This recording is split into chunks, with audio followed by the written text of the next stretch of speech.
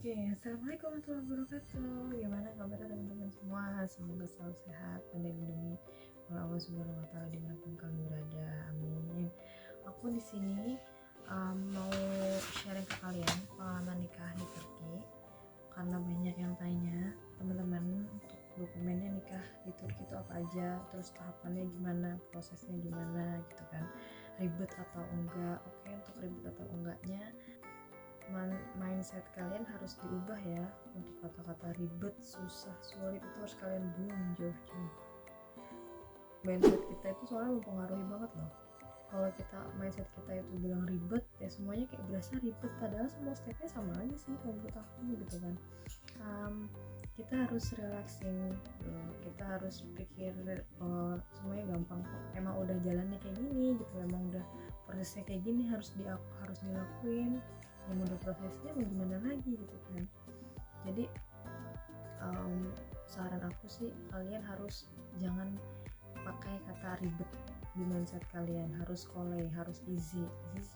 Gampang kok, gampang gampang. Jadi kalau mindset kalian udah kalian ubah, kalian pikir gampang, insya Allah semuanya mulus lancar ya, walaupun ada ujian-ujian tapi tetap aja semuanya tuh nggak terasa berat gitu, karena kalian tuh mindset kalian udah kalian setting semuanya gampang, semuanya mudah gitu kan ya. Oke, setelah kalian ubah mindset kalian, nggak gampang, nggak ribet kok, gampang gitu kan. Setelah itu kalian juga harus siapin keyakinan dan mental. Jadi harus yakin benar-benar sama calon suami kalian, harus siapin mental berani, harus siapin mental yang tangguh ibaratnya, karena kita bakal tinggal jauh dari keluarga, dari saudara-saudara kita, bakal ninggalin tempat kelahiran kita. Gimana nanti kalau kita kangen atau gimana pun, ya itu udah resiko kalian gitu kan, resiko kita maksudnya, untuk para wanita yang bakal tinggal jauh dari suami.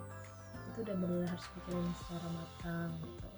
Kalau kalian mindset kalian udah kalian ubah, semuanya gampang, terus kalian udah yakin 100% sama calon suami kalian adalah orang yang bertanggung jawab atas kalian, dan nanti kalian tinggal di Turki, gimana kehidupan kalian di sini, itu harus benar-benar ditanya detail sama calon suami sebelum nikah ya. Setelah yakin, nanti udah siapin mental, ayo deh aku kasih tahu nih dokumen-dokumen apa aja yang dibutuhin. Check it out. Jangan lupa di subscribe ya, supaya semangat nih bikin videonya. Terima kasih. Oke, kita lanjut ke dokumen. Untuk dokumennya dan tahap prosesnya, kita di Indonesia, aku kemarin di Indonesia, aku share pengalaman pribadi aku aja ya. Aku juga nggak tahu orang lain sama atau enggak, cuma kayaknya sih nggak jauh beda, kalau ada perbedaan pun nggak terlalu jauh gitu. Untuk kita nih di Indonesia, siapin KTP kamu dan calon suami, kartu keluarga, akte, terus KTP orang tua, itu harus disiapin. Dan juga pas foto nanti untuk di KUA, pas foto background biru 2x3. Nanti untuk syarat-syarat dokumennya aku bakal tulis di description box ya, supaya lengkap, dan khawatir juga ada yang kelewat kan. KTP orang tua suami itu opsional, tapi aku pakai karena aku nggak mau aja ntar bolak-balik minta gitu. Jadi aku siapin itu, dan kalau bisa lebih baik siapin aja. Kalau dari calon suami dikirim lewat PDF aja, nanti kalian print sendiri ya. Udah disiapin semua itu, dokumennya di print, kalian datang ke RT RW, nanti di RT RW buat surat pengantar nikah. Jadi ada stempel dan cap RT RW. Kalian selesai dari RT RW, bawa surat pengantar nikahnya ke kelurahan, dan bawa dokumen yang tadi di print ya, selalu dibawa ke kelurahan. Nanti di kelurahan kalian bakal dikasih 5 dokumen. Aku kemarin dapat 5 dokumen, N1, N2, N3, N4, dan surat keterangan belum nikah.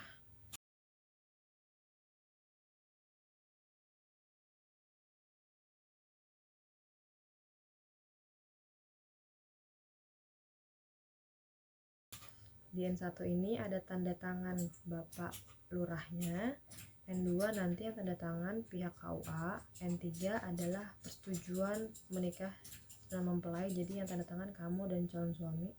N4 nanti yang tanda tangan adalah orang tua, surat persetujuan dari orang tua. Orang tua kalian tanda tangan di atas materai ya, dua-duanya. Jadi materai di tengah, sebelah sini ayah atau sebelah sini ibu, pokoknya dua orang tua kalian tanda tangannya harus di atas materai. Dan yang terakhir adalah surat keterangan belum menikah, ini juga dapat dari kelurahan. Kita tanda tangan di atas materai, ada 2 saksi. Saksinya kemarin aku pakai dari RT dan RW yang tanda tangan biar lebih kuat gitu ya.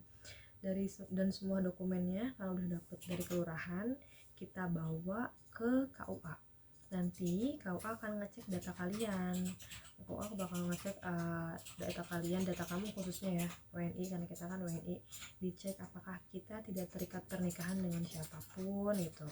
Kalau nanti terbukti kita tidak terikat pernikahan dengan siapapun, mereka pihak KUA akan ngeluarin surat rekomendasi nikah.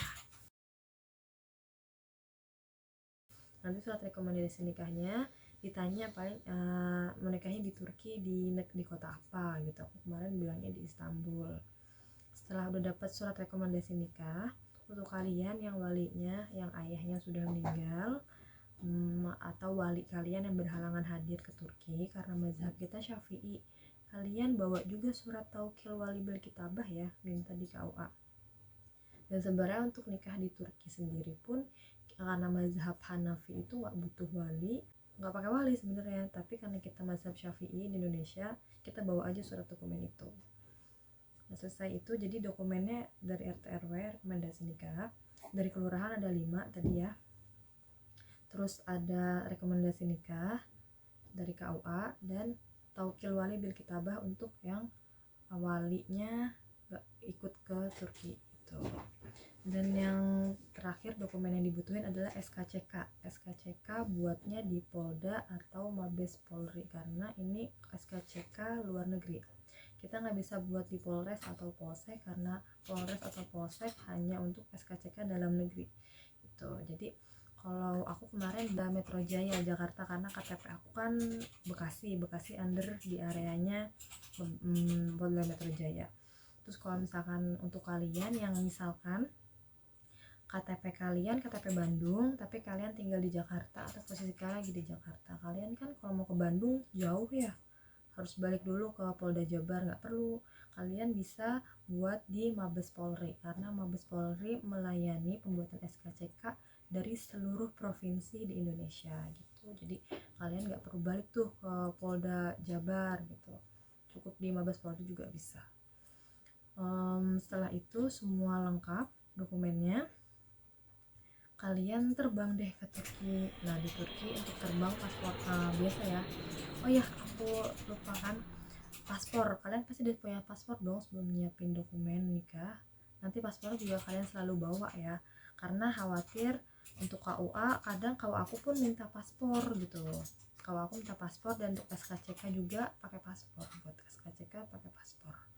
Jadi kalian yang udah punya paspor tuh kayak dokumen kalian yang dibawa terus aja paspornya untuk ngurus-ngurus dokumen nikah, di fotokopi juga.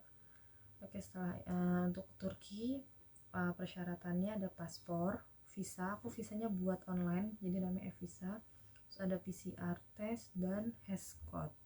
Ini PCR dan Heskot itu peraturan baru ya, semenjak ada COVID aja nih pakai. Sebelumnya cuma paspor dan e-visa aja cukup, tapi pas ada COVID butuh PCR dan Heskot. PCR ini dia expirednya 72 jam. Setelah 72 jam dia akan expired dan nggak bisa dipakai. Jadi harus dicek ya, jangan sampai pas sampai Turki nanti udah expired.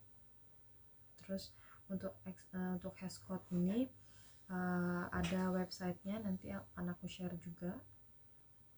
Nah untuk Heskot ini nanti kalian bakal isi data kalian di Turki, bakal stay di mana, nomor telepon kalian, dan juga nomor penerbangan kalian ada. Untuk lengkapnya nanti aku bakal taruh link Heskot di description box ya. Nah pokoknya pas kalian selesai isi formnya di website, kalian print dan bawa printannya itu kemana-mana supaya lebih gampang sih kalau menurut aku gitu.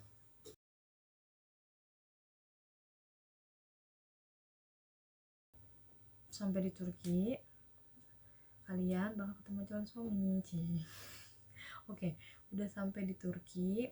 Jangan lupa untuk lapor diri ya, jangan lupa untuk lapor diri untuk keselamatan kita. Khawatir ada, tapi jangan sampai ya terjadi sesuatu hal. Yang penting kita udah laporan ke pemerintah bahwa kita sedang ada di Turki. Di lapor diri itu ada nomor handphone, ada nomor telepon keluarga kita di Indonesia, ada alamat kita di sini juga kita input gitu. Jadi alamat identitas kalian di sini, data-data diri kalian di sini gitu. Setelah lapor diri online, kalian telepon KJRI atau KBRI untuk buat janji pembuatan surat rekomendasi nikah. Kita nggak bisa langsung datang ke sana karena lagi COVID dan juga mereka bakal membatasi antrian. Jadi kita bakal dapet jadwal dari mereka. Itu waktu aku kemarin telepon hari Senin, jadwalnya hari Kamis. Dan nanti untuk syarat-syaratnya juga aku kasih link dari aku dapat info ini dari Instagramnya KJRI. Kalian follow aja Instagramnya KJRI. Nanti di sana bakal update apa aja, ada berita apa, terus untuk nikah apa aja syaratnya, bisa ada infonya di Instagramnya KJRI. Oke. Di KJRI or KBRI kita akan diinterview secara kekeluargaan, benar-benar gak ada interview yang gimana-gimana, gak usah khawatir, orangnya baik-baik, ramah-ramah banget. Jadi paling nanya kenal di mana, gimana hubungannya, terus dan yang terakhir adalah nanya calon suami kerja di mana, gajinya berapa. Karena mereka mau melindungi kita gitu. Jadi ambil positifnya aja. Setelah itu mereka bakal ngeluarin surat rekomendasi nikah. Tuh. Nanti surat ini kita bakal pakai untuk ke Beledie. Nah, syarat-syaratnya apa aja di Beledie?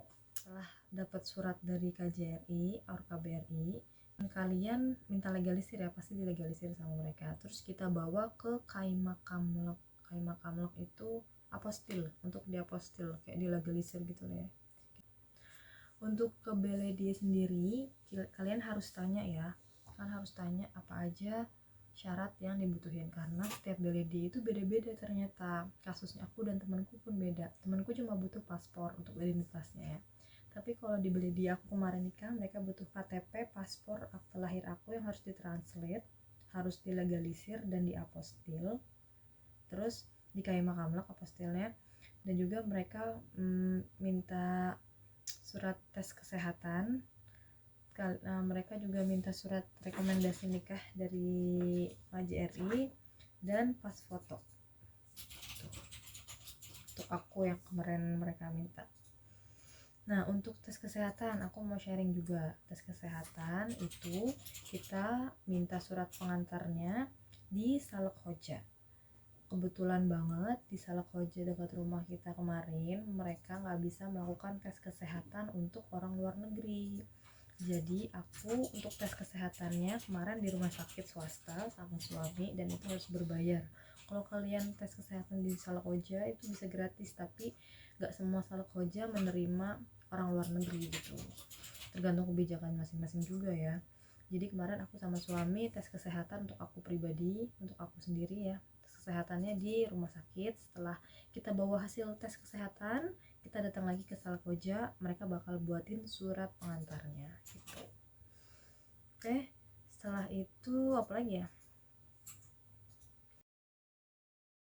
Terus ke Beledie deh kalian bawa surat-suratnya, bawa dokumennya ke Beledie, daftar nikah. Alhamdulillah banget aku waktu itu daftar karena udah calling-callingan juga kan sama officernya gitu. Jadi aku datang besoknya langsung nikah gitu, karena udah calling-callingan sebelumnya. Aku kemarin nikahnya juga nggak di Istanbul tapi di Sultanda, aku nganter rumah orang tua suami gitu. Udah itu aja sih syarat-syaratnya. Nanti pokoknya aku bakal tulis di description box ya supaya lengkap. Aku juga ngomongnya masih belepotan ya, maaf ya, karena masih pemula, maklumin aja, jadi masih banyak salah-salahnya. Oke. Udah dulu sharing-sharingnya, nanti kita next ke sharing-sharing yang lainnya. Aku juga bakal sharing ke kalian gimana cara buat kartu tanda penduduk di sini, Kimlik ya. Ikamet, gimana cara buat ikamet di sini gitu. Nanti aku bakal sharing juga Pokoknya kalian mau tanya-tanya sama aku, kalau aku ada waktu bakal aku jawab. Bisa kalian langsung DM aja ke IG aku, jadi nanti IG-nya aku taruh sini. Bisa atau komen di sini, aku nanti kalau ada waktu luang pasti akan aku balesin gitu. Itunya jangan lupa di subscribe ya teman-teman semua. Aku doain semoga kalian yang LDR, yang niat nikah, semoga Allah memudahkan semuanya ya. Semoga juga wabah covid ini bisa pergi dan kehidupan kita bisa kembali normal lagi tanpa jarak. Amin. Assalamualaikum teman-teman.